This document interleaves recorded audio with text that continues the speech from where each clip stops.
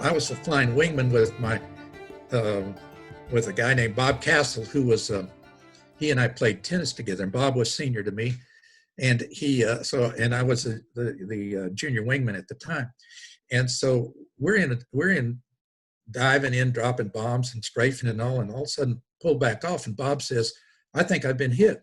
Well, I joined up on Bob behind, and I could see oil streaming out the bottom of the airplane, and I got up next to him. I said, "Bob, you've taken it in the belly there. That's going to, let's head for Thailand, Nakhon Phanom, Thailand,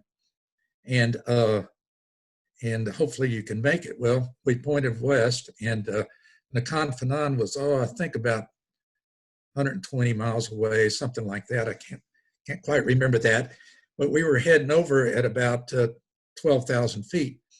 And after we left the target area, only about 15 miles, the jet engine started coming apart. So Bob is in this lead sled of a glider, I mean, the A-7 was a fantastic airplane that we had the latest models that we'd picked up at Dallas at LinkedIn Covat about 3 months before we made the cruise, and it had all the latest and greatest for heads-up display stuff and moving map and everything like that. But it, it just was not a glider. And so when Bob shut the engine down and he started gliding on down, and at about 5,000 feet, I said,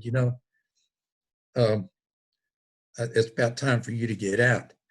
Well, Bob and I we were big tennis players back there, and he always, he had the upper hand on me a lot of the times. So anyway, he said, "Okay, I'm going to eject." And I said, "Can I have your racket?" And he sent me an obscene gesture. And so out he ejected, floated on down. So I'm overhead and I'm doing a little cover for him while he's floating down. And we were trying to see what enemy was right in that area, because we had moved out of the target zone area, which was good. We'd called the Jolly Green Giants helo out of Nakhon Phanom, and they are always escorted, well, I say always, usually by A-1 Sky Raiders, Sandys, flown by the Air Force. And so those guys were hustling over to pick up Bob, and so I was overhead, and you could see the helo coming from a distance, but those guys were treetop stuff, and just flying in there like Chipper did, and only they had a couple of SPADs here to escort them, and the SPADs, it was really neat. The helo would come in, and the Sandys they'd just be doing a weave in front, just cleaning out anybody that even moved, getting toward the pickup, and so the helo got over and actually pulled Bob up real quickly, and off they went. We all flew to Nakhon Phanom and had a couple of cold ones in celebration, but and spent the night, and I flew back to the ship the next day, and Bob was later flown back to QB Point in the Philippines, but we all survived, which was fortunate. So I think we used to do some close air support work with Army Rangers. I'm trying to think of the name. It was down south of Da Nang, I think, but they were in some really getting some heavy attacking from the Viet Cong or the North Vietnamese. I can't remember who was actually doing all that work, but I had 150 combat missions, and it was just fantastic for me. And it was a heck of a way to start off, as a young person up there, and some of you guys may remember that you don't ever think anything bad's going to hurt you when you're young. So it was the right time to go over. It was not easy, though, thinking about the support that was not always there back in the States, but we had a great support from our wives and families and all, and that's what made it all very, very worthwhile in that respect. And of course, it's always your guys on the ground there that get your full attention, because what they're going through, and you guys know what they were going through too. We got back in June of 1971. And as said, we didn't lose anybody in our squadron. And I think on the Ranger, we lost about 4 people. One guy went off the catapult, and it was a cold cat shot, they call it. Not enough steam to get the airplane airborne, and it went into the water before it had a chance to eject. I saw an entry. I'll tell you this story too. I've told this a number of times, which is non-combat story, but there was what's on the ship, what's called C2 COD, carrier onboard delivery airplane, and it would carry anything from put a jet engine on, or I think up to 15, 20 people could go off and on the ship, and so we'd send people ashore and all. Well, our XO of our squadron was a former CO of the Blue Angels, but just before he joined us out there, his name was Commander Bill Beaty. He was a fine guy, great leader, and but they lost a Phantom going to El Paso, 1 mile short of the runway. It crashed, and so being the CO, he took full responsibility for the crash. He wasn't in that airplane, but they ran out of fuel, which is definitely a no-no. So anyway, while he was out on the ship with us, he got word from the Naval Bureau of Naval Personnel, I should say, that he was not going to become CO of the ship, of the squadron. So they ordered him home. Well, he's up on the flight deck getting ready to get on this COD to launch off. And I'm sitting in my airplane back to the back, turning up, getting ready to launch for mission. And just as Bill Wheat was getting ready to get on that COD, a young airman came out waving emergency leave papers because his father had died. And so he had priority over sending Bill Wheat back to the States.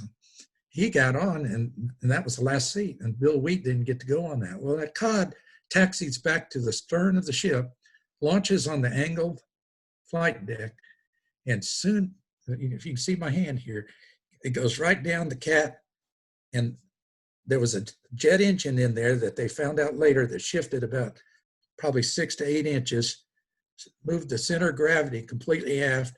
That COD went just like that, right off the stern of the ship, and just turned over and went 6,000 feet deep, and lost everybody in that whole thing. So there were some exciting times around there. We had a guy in our squadron, Don Rush, Kelly, you remember Don? He landed short of and hit the back of the carrier, and was a fireball going down. Fortunately, his hook had caught a wire, even though the landing gear was sheared off, and it was just a sled going down there. So he didn't go overboard, and they got Don out before he got burned or anything badly. But we had quite a few of those. We lost a guy because he got lost, had to eject over the South China Sea there. And but anyway, by and large, we did well, and it was good to be back home again. I'll stop talking. If you have some questions, I'd be glad to answer them for you. Bill, let me ask the first question, and then I'll open it up, and anybody who wants to can unmute and ask you directly. What special training did you have for takeoff and landing on a carrier? Well, that's a good question. Just to give you a little difference, the Navy's flight training is 1.5 years long, basically, generally for carrier operations, and the difference is the Air Force is generally 1 year, but the extra half year for the Navy is almost filled up with preparation for landing aboard the ship and landing aboard the ship, of course. So we had to do a number of touch and goes at the field, like a month in advance of even thinking about going out to the ship, and where you had to fly very precisely on the meatball. I mean, the ship, you cannot spot the deck when you're coming in to land on a carrier. It's because you will invariably overfly, but I mean, you'll tend to maybe drop your nose, which will raise the tail hook up so that it doesn't catch the wire, and you'll have to go around. Well, anyway, we're all trained to fly the meatball all the way down, of course, day and night. And so then we had to go out and carrier qualify at the ship. Now, I had my first carrier qualifications when I was going through basic jet training. Went back down to Pensacola, and we'd fly out on the old Lexington and get our landings, usually about 10 day and 6-night landings. And we'd go back to, and then we did it again in the advanced jet at Beeville, Texas, which were old F9 Cougars.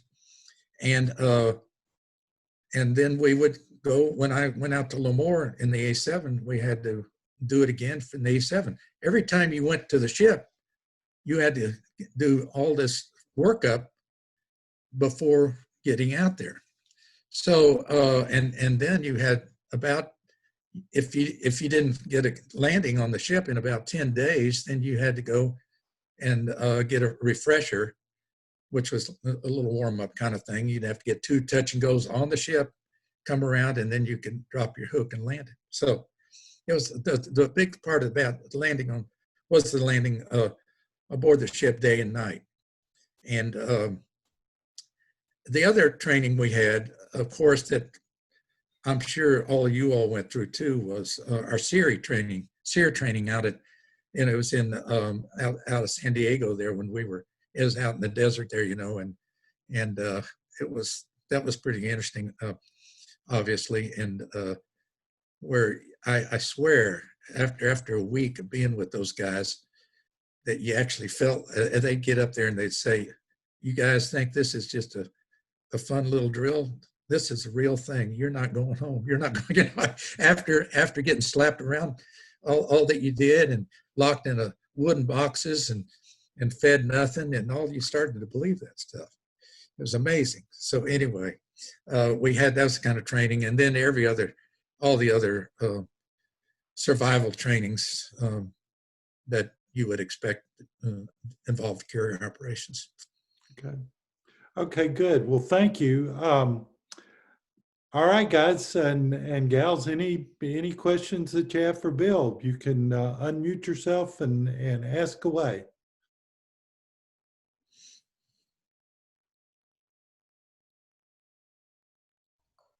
I don't necessarily have a question. Just want to say thank you. We called in for air support, and you guys were always there for us. Good. And I wouldn't be here today if it wasn't for all your buddies that came before. I was in country 68 and 69, and it was pretty tough, but this was a thank you. I'd say thank you also, Bill. We had the same kind of air cover in 67, 68. And once again, we probably wouldn't be here either if it wasn't for you guys. When did you retire? I retired in 1991. I stayed in 24 years. Are you familiar with Rosemary Mariner? Yes. I knew her, I say vaguely, we crossed paths somewhere. It might have been near Lemoore, whatever, but yes, I knew of Rosemary. We lost her a year and a half ago. I saw that. Tommy lives up the street. He's a real rascal. He's commander, retired commander. He did probably the best naval ROTC, high school ROTC, probably the best high school ROTC in the South. He created here at Andersonville High School. He's quite a quite a guy. Great. Yeah. Well, the um, the women, I just share with you, my daughter actually flew F-18s out of Lemoore herself, and it was tough for her.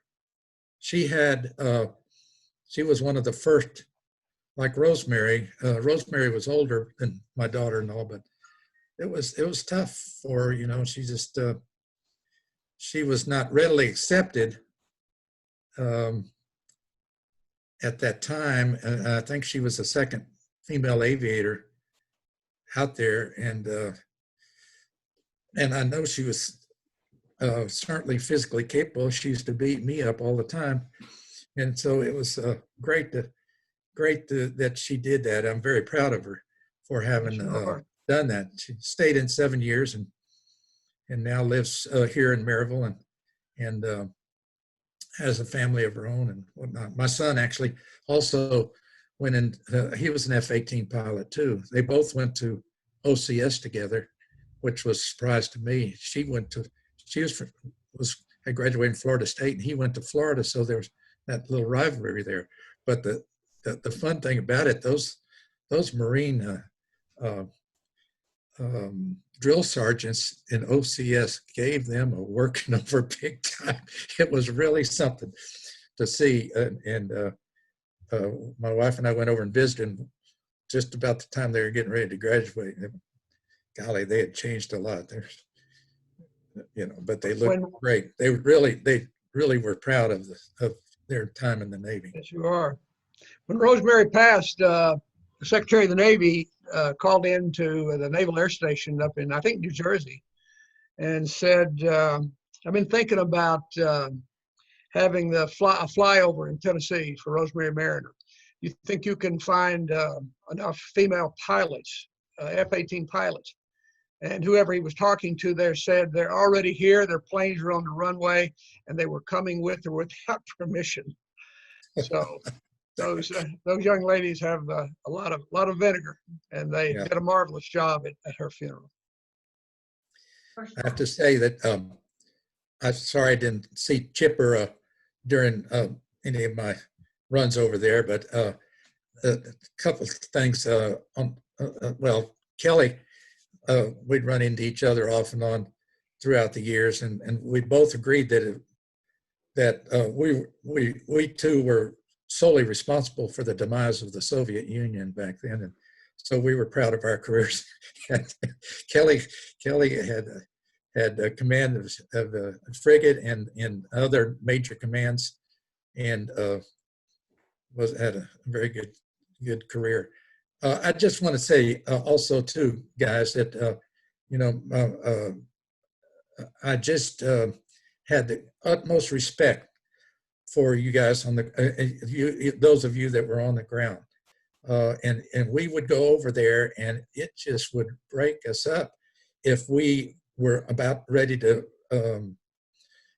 If we were at low fuel, and even if we couldn't make it back out to the ship, we always planned to go to Da Nang and gas up if we could, but we didn't have any bombs by the time we got to Da Nang. I mean, we didn't have any ordnance. But it was very difficult for us to leave the scene when we knew that you guys were down there,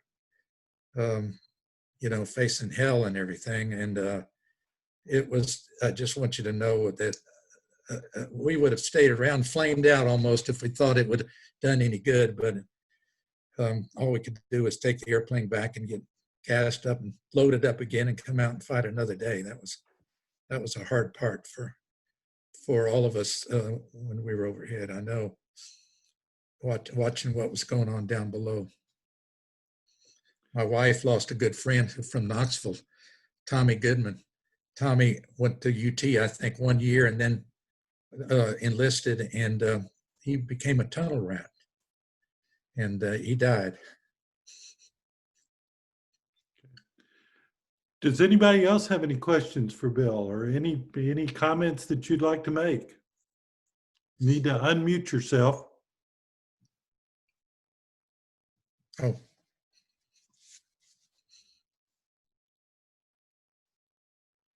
Billy, I see your mouth moving, but I don't hear you. So,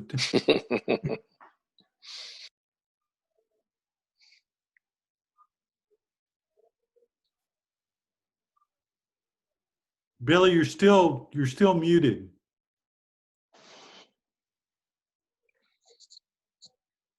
Lower left, Billy.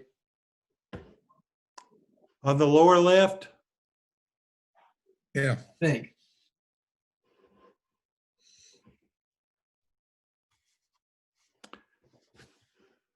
Anybody else? Billy, we still can't hear you. Try typing it on the chat function. That'll really confuse him. Right.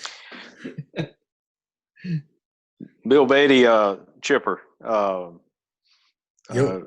I found your story so interesting, and landing on a carrier at night in a storm must have been beyond harrowing. I just can't even imagine. It was hard enough to land in broad daylight with a non-moving target. So, man. I usually kept my eyes closed, Chipper, when I came. I would too. So you weren't able to see the target that you were shooting an approach to. Is that correct? Or how did that work? You mean the carrier? Yeah, well, or targets on the ground? Oh, you mean in combat? No, the target that you're shooting for, you're shooting your approach to on the carrier. Oh, okay. Yeah, you could see the meatball was on at night, and the meatball. What's a meatball? Okay, I'm sorry. Yes, that's they've had the newer ones, of course, are completely digitized, motorized, everything like that. But the old days, to make it simple, there was a mirror, and they'd have a light that would hit the mirror and make a 3-degree path up. Click on it. Oh, okay. And out each side were three like green lights, 3 green lights on either side. You flew such as to put that meatball in the middle of the green lights. Oh, okay. Touchdown. And so if you were going low, of course, you'd see that ball start to go low. Yeah. Green lights. And so that's what you had basically. Now, later on at night, we had crosshairs to shoot an approach on our with our gyro, so to speak. Mm-hmm. And we had automatic carrier landings, if you can believe that. In fact, that when I was at the Naval Air Test Center in Maryland, that was one of my 2-year duties, was to certify all the carriers in hands-off landings. So I'd be like this. The engineers would be down on the flight deck tweaking the system, and this was before the ship was actually loaded up with the air wing and getting ready to go. As during sea trials, so to speak.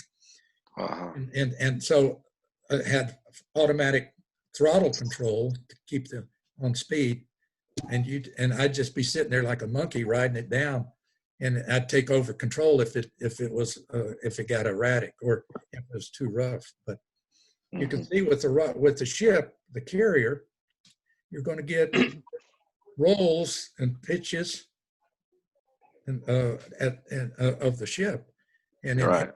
heavy sea states, it was exciting. And a lot of times, you'd come down when the carrier deck, you'd come in to land, and the carrier deck would be down like this and start to come up. Well, if you landed while the carrier was in the coming up position, you could exceed the landing gear and strength, and bust that all up. So you had to wave it off, go around, and come back again, and hope you could get it on the right cycle with the pitch of the ship. And at night, it was exciting. There's no doubt about it. I have to say, I loved night landings. It was that's why I really lost my mind. But it was such a great challenge, and it was just neat to get up there and try to get that thing tuned up and to come down and make it aboard the first time all the time, you know. So Yeah, but that's when you go around, you waste a lot of gas in Yeah. jets, and sometimes they'd have to launch tankers to go up and let somebody gas up so they could keep on coming, particularly if we operated in the middle of the Atlantic where there was no divert field.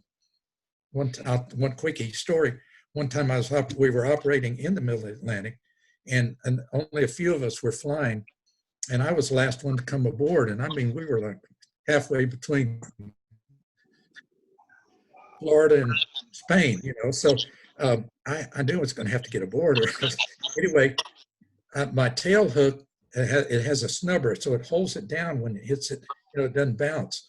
Well, the snubber had broken on a cat shot, I guess, and that every time I touched down, the tail hook flopped up like this.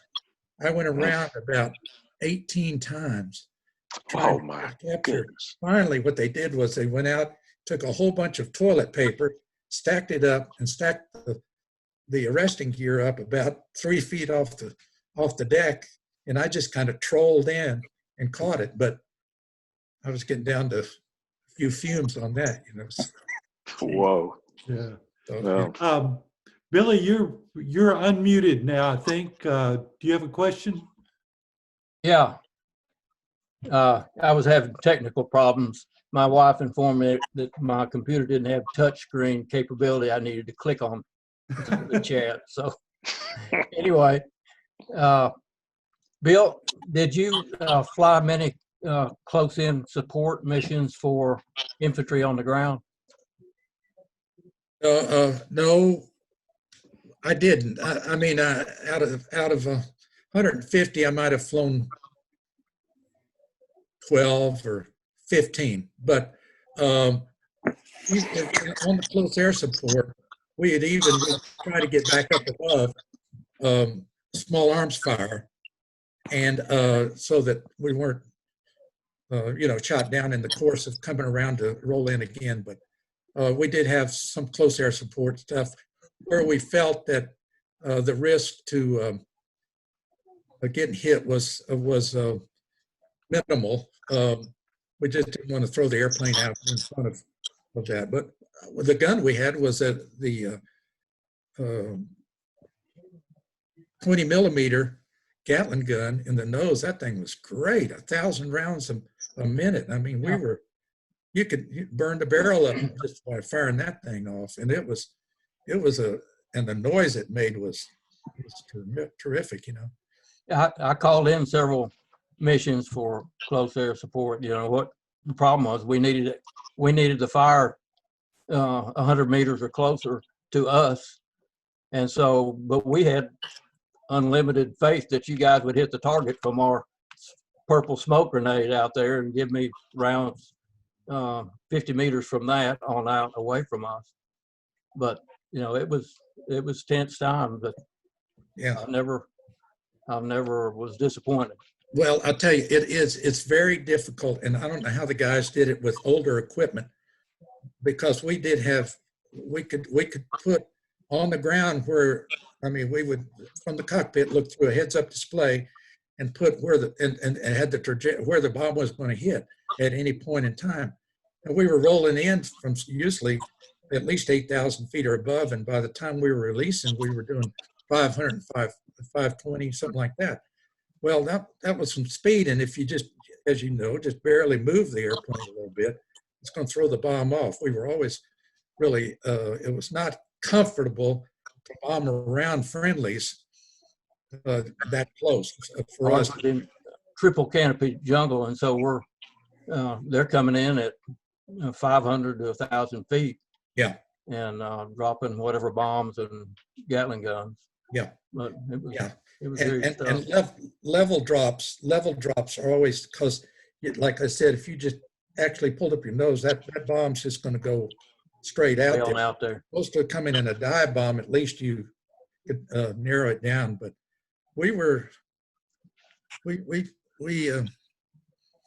we practiced a lot on that, before we went over, and of course throughout my career on bombing. I'm working with Ed on another section of a chapter in our writings, and one part that you guys might have comments on was what was going on back in the States with anti-war protests, the Kent State shooting, and the like, and how difficult it was for, if we didn't focus on it, we were focusing on staying alive, but you still got the Stars and Stripes newspapers and Lieutenant Cowley massacre, all that was in the news, and it was tough on the whole country for sure, but we had to deal with it too. Yeah. For the aftermath, both then and when we Yeah. came home. Really, I know it was really difficult on that. Fortunately, being from Tennessee, I come back to Tennessee later on after the war, and you know, I never had any problem. Now, the night before we went on cruise, my friend Tim Stone, whose nickname was Sowbelly, and Sowbelly asked a girl to dance with him in San Francisco, and when she asked him what he was, and he's a Navy pilot, and she spit in his face and walked away. So there, it was all around when we were out there. You know, yeah, it disturbs me obviously at this time, knowing what our guys are doing over in Afghanistan and Syria and other places, and to know, to see what's happening back here in the States at this time. Very disturbing to me. Okay, we have time maybe for one short question and one short answer. Anybody got anything else they'd like to ask Bill about? Bill, my name's Denny Carlisle. Can you hear me? Yes.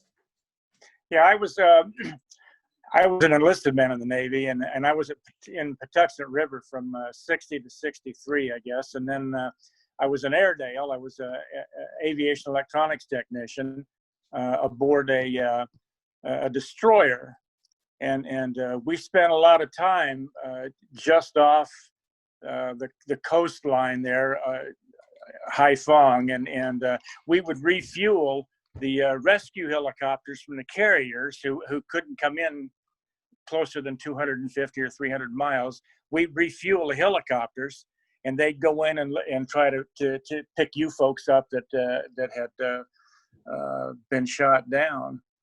One evening, we lost 4 helicopters and 17 people trying to get one pilot out. So that had to make you folks feel good, I know. Well, The fact that the Navy would spend that kind of resource to try to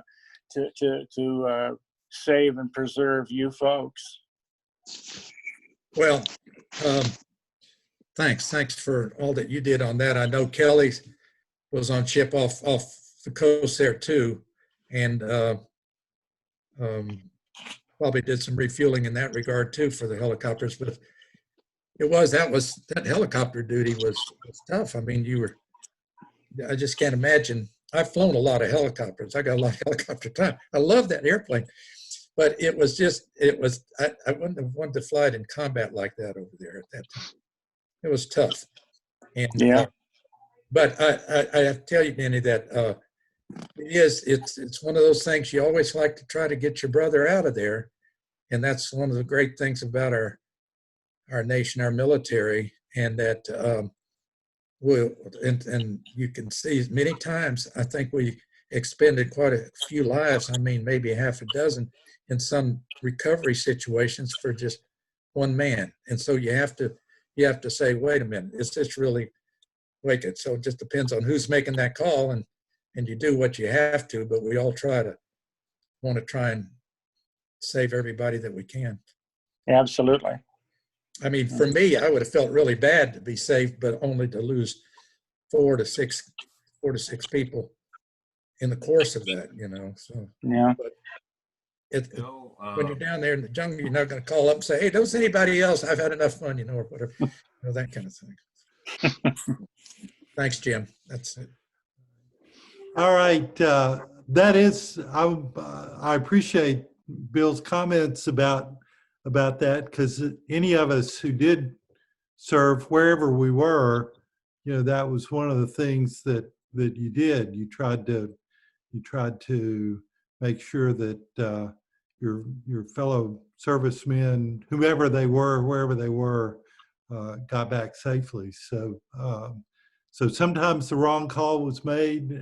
Sometimes it was too expensive, but that's what you did. So, Bill, thank you very much. I really appreciate all of the information, the stories that you've given us. Certainly appreciate your service over there. The guys who were on the ground, thought a lot of you guys in the air, and vice versa, I think. So so I think it was good to hear you telling about what had happened to you. I want to thank all of you for coming to the roundtable tonight. This is our second one. As I said at the beginning, we had about 15 or 16 folks here at one time, and I just thought that was great. Anybody who who might be interested in something like this, please let me know or let them know. Anybody can have our URL and can join our Zoom meeting, and you don't have to be a Tennessean, you don't have to be a veteran. You just have to be interested in what happened in Vietnam during that time. So, Bill, thank you very much. I hope we will be able to see everybody back here on August the 10th at 7 p.m. And you will be hearing from me more about that as the time comes. Thanks a lot, guys. Jim, before we leave, can you give us an update on volumes 2 and 3? Well, where volume 2 is being edited right now. I'm slower than I should have been in putting it together, but we're determined to have it out before the end of the summer. Aubrey, you're in there. Bill, you're in there. A couple others of you are your interviews are there. Denny, I think you're there too. So so we're looking forward to having that volume out and available to you.